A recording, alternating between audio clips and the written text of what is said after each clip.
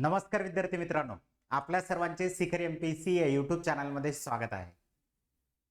DMER चे document verification सुरू झालेले आहेत. साधारणतः 17 तारखेपासून म्हणजे कालपासून जे आहेत तर डॉक्युमेंट व्हेरिफिकेशन सुरू झालेले आहेत. यामध्ये बऱ्याच विद्यार्थ्यांचे समोर डॉक्युमेंट व्हेरिफिकेशन बाकी आहेत. कालचा पहिला दिवस होता 17 तारखेचा. या 17 तारखेला जे डॉक्युमेंट व्हेरिफिकेशन झालेले आहेत हे कोणत्या पदासाठी झालेले आहेत नेमके तर अधिपरिचारिका या पदासाठी जे आहेत तर डॉक्युमेंट व्हेरिफिकेशन झालेले आहेत. हे सर जी समूह रुग्णालय भायखळा मुंबई या ठिकाणी जे आहेत तर डॉक्युमेंट व्हेरिफिकेशन यांचं चालू आहे. आता कालचं जे होतं डॉक्युमेंट व्हेरिफिकेशन तर एक खुल्या प्रवर्गासाठीच्या 17 तारखेला म्हणजे मंगळवारी 17/10 या तारखेला 1 ते 180 पर्यंत ज्या विद्यार्थ्यांची लिस्ट आहे त्या विद्यार्थ्यांचं डॉक्युमेंट व्हेरिफिकेशन सकाळी 9 ते 1 पर्यंत होतं आणि 181 ते 355 पर्यंत दुपारी 1:30 नंतर तर डॉक्युमेंट पडताळणी संपेपर्यंत होतं. तर नेमकं आता ज्या विद्यार्थ्यांचं डॉक्युमेंट व्हेरिफिकेशन राहिलेलं आहे अशा विद्यार्थ्यांनी आपलं डॉक्युमेंट व्हेरिफिकेशन कोणत्या डेटला आहे, टाइम काय आहे हे व्यवस्थितरित्या बघा आणि त्या ठिकाणी डॉक्युमेंट व्हेरिफिकेशनला जा. आता बऱ्याच विद्यार्थ्यांना प्रश्न पडलेले की डॉक्युमेंट व्हेरिफिकेशनला आपल्याला डॉक्युमेंट नेमके घेऊन कोणते जायचे आहेत, त्या ठिकाणी डॉक्युमेंट व्हेरिफिकेशनच्या वेळेस आपल्याला कोणते डॉक्युमेंट जे आहेत तर तिथं सबमिट करायचे आहेत. तर बघा मित्रांनो, आता काल ज्या विद्यार्थ्यांचं डॉक्युमेंट व्हेरिफिकेशन झालेले त्या विद्यार्थ्यांकडून आलेला फीडबॅक जो आहे तो आपण इथं घेतला आणि तो मी तुमच्या बरोबर जो आहे तर इथं शेअर करतो आहे. तर बघा आता काल ज्या विद्यार्थ्यांचं डॉक्युमेंट व्हेरिफिकेशन झालेलं होतं तर पूर्ण डॉक्युमेंट बघत आहेत म्हणजे की जेवढे तुम्ही डॉक्युमेंट त्या ठिकाणी फिलअप केलेले आहेत फॉर्म भरता वेळेस ते पूर्ण डॉक्युमेंट आपल्याकडे असणं गरजेचं आहे. त्याचे स्पेलिंग मिस्टेक जर असेल तुमच्या नावामध्ये थोडी तरी पण तिथं आपल्याला जे आहेत तर रिजेक्ट करत आहेत. आणि जर समजा आपल्याकडे ॲफिडेव्हिट जर असतील तर आपल्याला तिथे काही प्रॉब्लेम नाहीये. ऑलरेडी ॲफिडेव्हिट तहसीलमधून करून घेऊन जा की आता समजा एखाद्या व्यक्ती आहे आणि त्या व्यक्तीच्या नावामध्ये कुठे बदल झालेला असतो, जिथे ई हवी तिथे ए येत असतो किंवा वडिलांच्या नावामध्ये बदल झालेला असतो, सरनेम मध्ये बदल झालेला असतो. म्हणजे की ज्या ठिकाणी आय पाहिजे त्या ठिकाणी ए आलेला असते, जिथे ई पाहिजे तिथे ए आलेला असते. मग अशा केसमध्ये काय होते की आपण त्याकडे लक्ष देत नाही आणि मग डॉक्युमेंट व्हेरिफिकेशनच्या वेळेस ते आपल्याला तिथून रिजेक्ट करतात की तुमच्या डॉक्युमेंटमध्ये प्रॉब्लेम आहे म्हणून. मग कधी कधी काय होते की आता काही लोकांचं जे आहे तर शेवटी राव लावण्यात येते म्हणजे की नावाच्या नंतर राव लावण्यात येते. काही डॉक्युमेंटवरती राव लावलेलं असते, काही डॉक्युमेंटवरती राव लावलेलं नसते. मग अशा केसमध्ये जे आहे तर ते दोन्ही व्यक्ती एकच आहेत असं आपल्याला ॲफिडेव्हिट तहसीलमध्ये जाऊन जे आहे तर ते करावं लागते. तर ते अगोदर करून घ्या ज्यांच्या नावामध्ये मिस्टेक असेल ते. किंवा ज्यांचं आता समजा महिला असतील तर महिलांच्या बाबतीत काय असते की लग्नाच्या अगोदरचं नाव वेगळं असते, लग्नाच्या नंतरचं नाव वेगळं असते. म्हणजे हजबंड आणि त्यांचं सरनेम जे आहे तर तिथं हे होते. तर आपण ज्या नावाने फॉर्म अप्लाय केलेला आहे त्या नावाचे डॉक्युमेंट त्या ठिकाणी घेऊन जा. आणि जर समजा तुम्ही लग्नाच्या नंतरचे जर नाव जर तिथे जर टाकलेलं असेल तर आपल्याकडे मॅरिड सर्टिफिकेट असणं आवश्यक आहे. मॅरिड सर्टिफिकेट तिथे घेऊन जाणं गरजेचं आहे. त्यानंतर आपले जे काही हजबंड कडले डॉक्युमेंट असतील ते सुद्धा आपल्या सोबत असणं गरजेचं आहे. ऑलरेडी आपले जे काही एज्युकेशनल डॉक्युमेंट आहेत ते तर तुमच्या पूर्वीच्या नावानंच आहे. त्यामुळे डॉक्युमेंटमध्ये व्यवस्थितरित्या जे आहे तर चेक करून घ्या. आता दुसरा मुद्दा बघा इथे की मेडिकल फिटनेस. काल जे होतं ते मेडिकल फिटनेस त्यांनी बघितलेलं नव्हतं की या ठिकाणी जे आहे जे विद्यार्थी मेडिकली फिट नसतील फक्त त्यांचंच मेडिकल फिटनेस सर्टिफिकेट जे आहे तर ते बघण्यात आलं. लहान कुटुंबाचे प्रमाणपत्र त्यांच्या फॉर्मॅटची प्रत ठेवा म्हणजे की लहान कुटुंबाचं प्रमाणपत्र आपल्याकडे असणं आवश्यक आहे. ज्या विद्यार्थ्यांचं लग्न झालेलं आहे अशाच विद्यार्थ्यांना लहान कुटुंबाचं सर्टिफिकेट असणं आवश्यक आहे. तरी पण आपण जे आहे तर आपल्यासोबत एक सर्टिफिकेट एक्स्ट्रा त्या ठिकाणी त्याची झेरॉक्स ठेवावी. त्यानंतर 10 प्रेफरन्ससाठी डिस्ट्रिक्ट लिहून घेत आहेत म्हणजे की तुम्हाला कोणत्या डिस्ट्रिक्टमध्ये जॉब करायचा आहे याच्यासाठी 10 प्रेफरन्स तुमच्याकडून घेत आहेत. तर ते 10 प्रेफरन्स व्यवस्थितरित्या द्या मित्रांनो. त्याचं रिझन असं आहे नंतर पोस्टिंग तुम्हाला तिथे मिळणार आहे त्या 10 जिल्ह्यांपैकी. जर 10 जिल्ह्यांपैकी तुम्हाला पोस्टिंग जर हवी असेल, तुमच्या घराच्या जवळ हवी असेल किंवा तुम्हाला एखाद्या शहराच्या जवळ हवी असेल तर त्या पद्धतीने तुम्ही बघा की त्या 10 जिल्ह्यांच्या आसपासची जी आहे तर तुम्ही लिस्ट त्या ठिकाणी तिथे देऊ शकता आणि त्या पद्धतीनुसार तुम्हाला जे आहे तर जॉबचं लोकेशन उद्याच्याला मिळणार आहे. म्हणून आधीच विचार करून जे आहेत तर डिस्ट्रिक्ट तुमच्या सोयीनुसार काढा. ऍडमिट कार्ड असेल तर सोबत ठेवा. ऍडमिट कार्ड म्हणजे ज्यावेळेस आपण परीक्षेसाठी गेलेलो होतो ते ऍडमिट कार्ड, त्यानंतर आपल्याकडे डॉक्युमेंट व्हेरिफिकेशनसाठी आलेलं जे काही ऍडमिट कार्ड आहेत ते आपल्या सोबत असणं आवश्यक आहे. आता नेमके डॉक्युमेंट आपल्या सोबत कोणते असणं गरजेचे आहेत तर ते बघा की आपल्याला त्या ठिकाणी डॉक्युमेंट व्हेरिफिकेशनच्या वेळेस जे डॉक्युमेंट लागणार आहेत त्याची लिस्ट आहे. आता पहिले जो आपल्याला लागणार आहे तो आहे ऍप्लिकेशन फॉर्म. ऍप्लिकेशन फॉर्म म्हणजे कोणता? जो तुम्ही IBPS चा फॉर्म भरता वेळेस किंवा TCS चा फॉर्म भरता वेळेस जे माहिती तुम्ही भरलेली होती त्याचा जो काही फॉर्म आहे तर तो फॉर्म आपल्याला आवश्यक आहे मित्रांनो.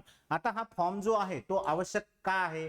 कारण आपण त्याच्यावरती जी इन्फॉर्मेशन भरलेली ती बरोबर आहे किंवा चुकीची आहे हे सगळं तिथं पडताळून बघण्यात येते. तर आता काय होते की आपण फॉर्म भरता वेळेस त्याला डाउनलोड करत नाही किंवा सेव्ह करून ठेवत नाही, त्याची PDF आपण सेव्ह करून ठेवली पाहिजे आपल्याकडे, जेणेकरून एखाद्या वेळेस काय होते की ही वेबसाईट परत जर ओपन जर नाही झाली तर मग आपल्याला प्रॉब्लेम येतो. त्यामुळं फर्स्टली ते ऍप्लिकेशन फॉर्म मागत आहे, तुम्ही जो अप्लाय केलेला होता तो, त्याच्यामुळे ऍप्लिकेशन फॉर्म असेल, हॉल तिकीटच्या झेरॉक्स असतील, हे आपण जपून ठेवलं पाहिजे.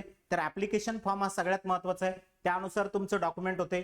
त्यानंतर स्मॉल फॅमिली, ज्यांचं लग्न झालेलं आहे त्यांच्यासाठी स्मॉल फॅमिलीचं जे काही कुटुंबाचं प्रमाणपत्र आहे ते आपल्याकडे असणं आवश्यक आहे.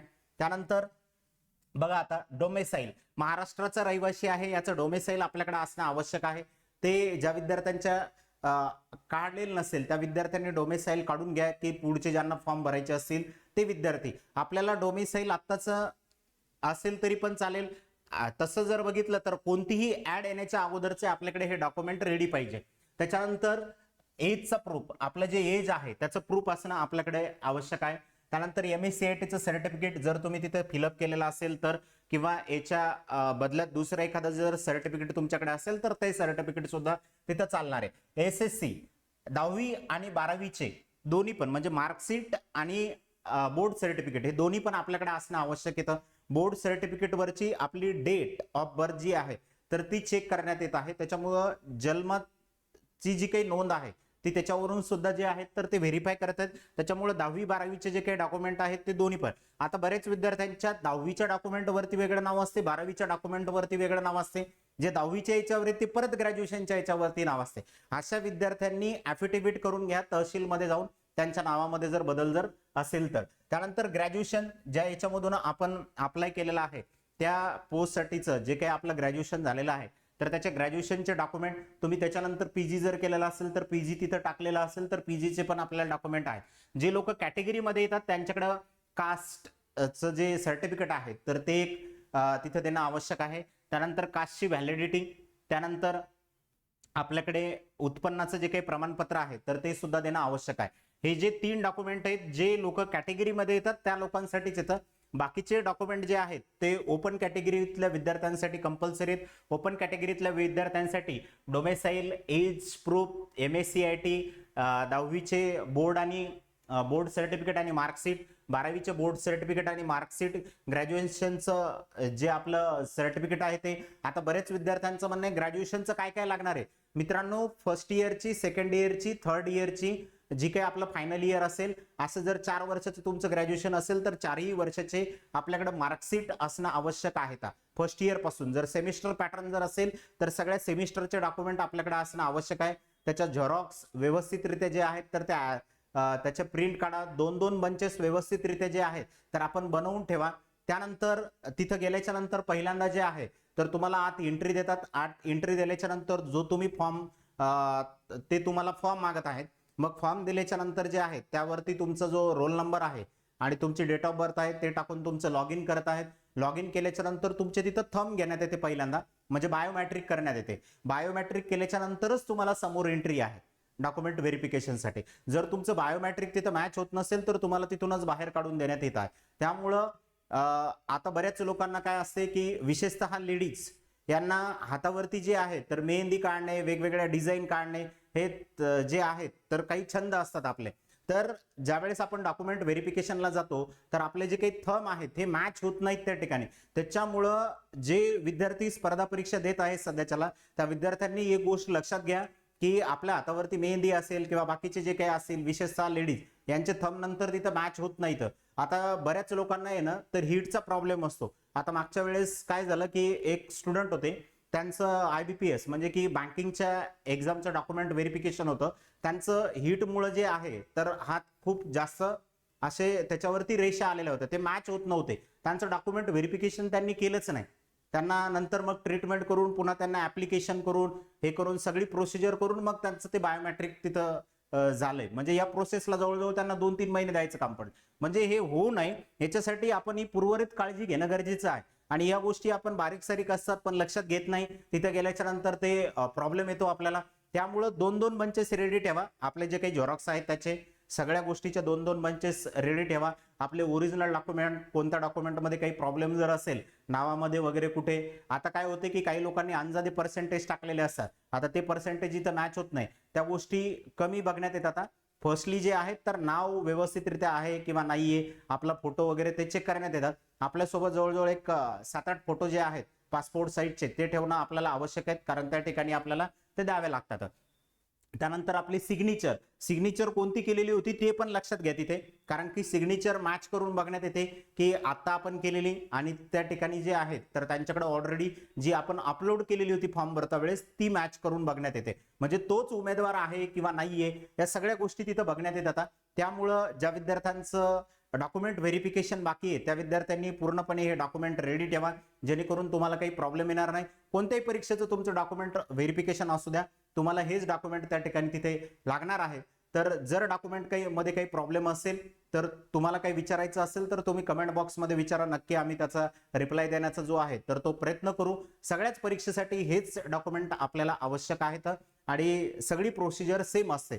तर आपण सर्वांनी हा शेवटपर्यंत व्हिडिओ बघितला त्याबद्दल सर्वांचे खूप खूप धन्यवाद. ज्यांचं डॉक्युमेंट व्हेरिफिकेशन आहे त्या सगळ्यांना खूप खूप शुभेच्छा. धन्यवाद.